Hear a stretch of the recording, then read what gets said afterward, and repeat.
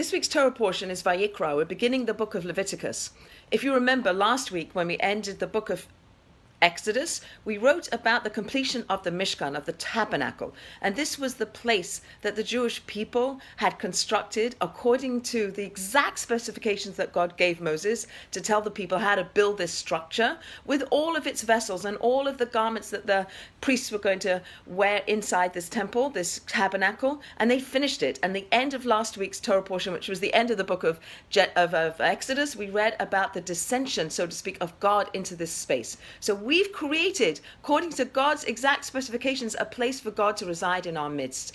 Now, Moses is being called by God to learn all the rules and all the ways in which we, the people, are going to use this structure, what the service of the tabernacle is going to be.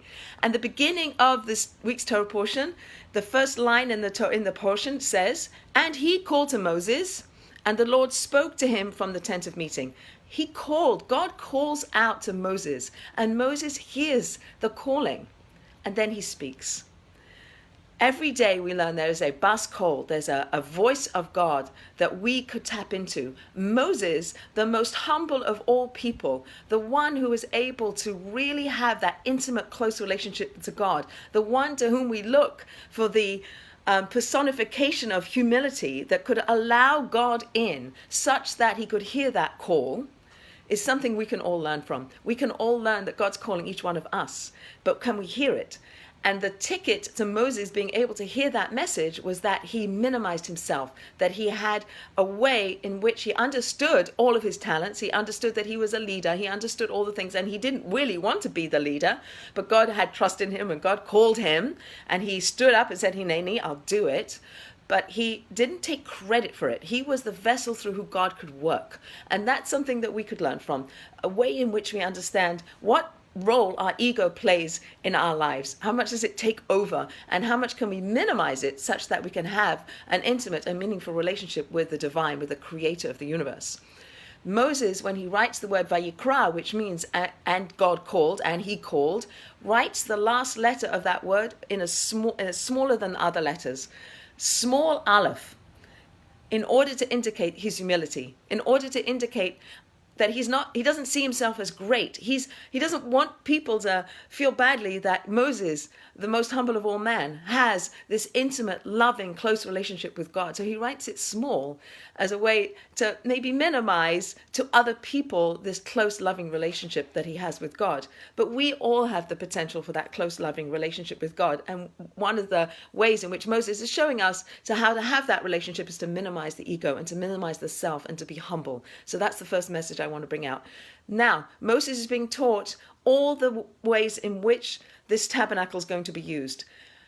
There are offerings that we're going to bring. We're going to bring ox and goat and sheep and wheat offerings and frankincense and oil. And we're going to bring offerings. We're going to bring gifts to God. When we give a gift to someone, we are connected to them. I give you a gift because I want a relationship with you, because I love you, because I'm grateful for you, because I'm sorry if I did something wrong. We bring gifts to other people as a way to connect ourselves to those people. So too, we bring a korban. The root of the word korban is karev, to come close. So our gifts, God is giving us the gift of giving gifts, so we can show that we want a relationship with God. And when we brought these gifts, when we brought our ox and our sheep and our goats and our frankincense and our wheat, when we brought those, we had an intention that we were coming close to God.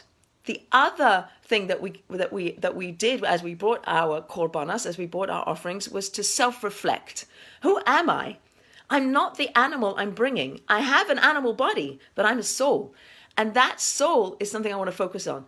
Who am I in the world? I'll bring my korban, I'll bring my offering in order to have a relationship with God, but in order to recognize that I'm a soul inside a body. And I want that soul to be present in the world. I'll use my body to express my soul. Self-reflection.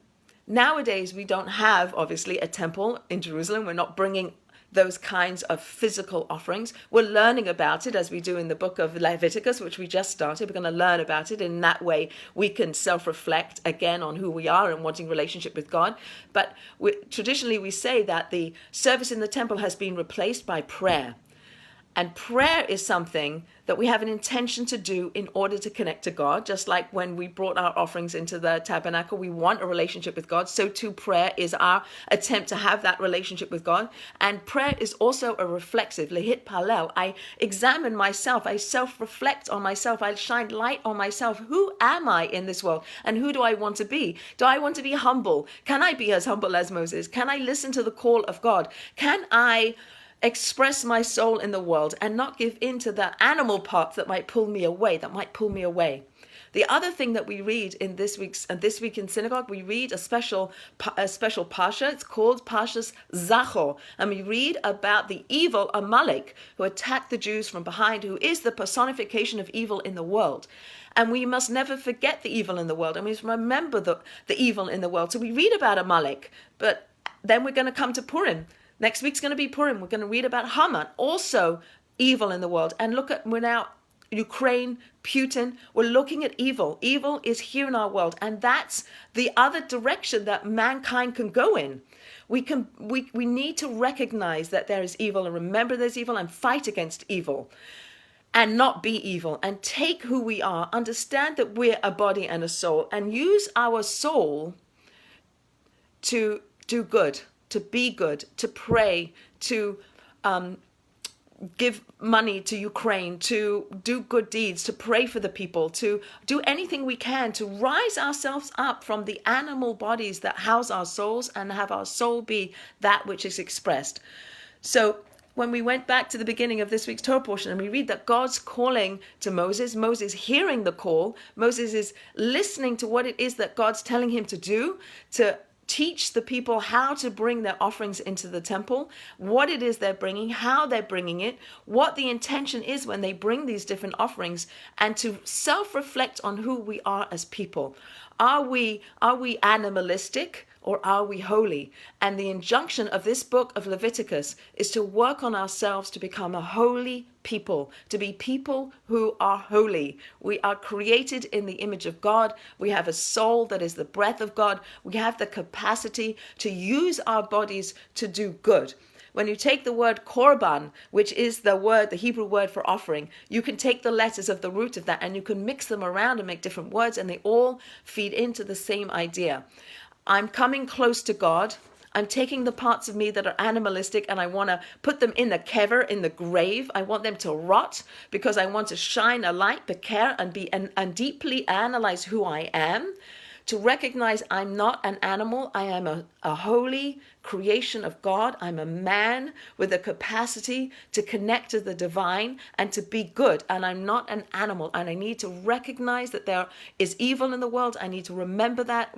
Not that we cannot remember that in our day, and fight against it and pray for the people who are in the fire and pray for the peace on earth and give our money and give our resource. And people are doing amazing things to help all these poor people who are being refugees and who are being on and on. I don't want to go there, but just to recognize there's evil, which we know, and to use that as a reflection on self and how we can be more good in the world. It says that the world, in our Ethics of the Fathers, that the world rests on three things. It rests on Torah, which we're learning Torah. It rests on avoda, so learning about the korbanos, of the offerings, and praying, which we do today with deep prayer that's going to open up the heavens and bring blessing down by our connecting to God and bringing that blessing down through prayer.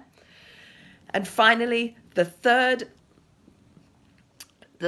leg of that stool that holds up the world is Gemilat Chasadim, acts of kindness. So let's up our game.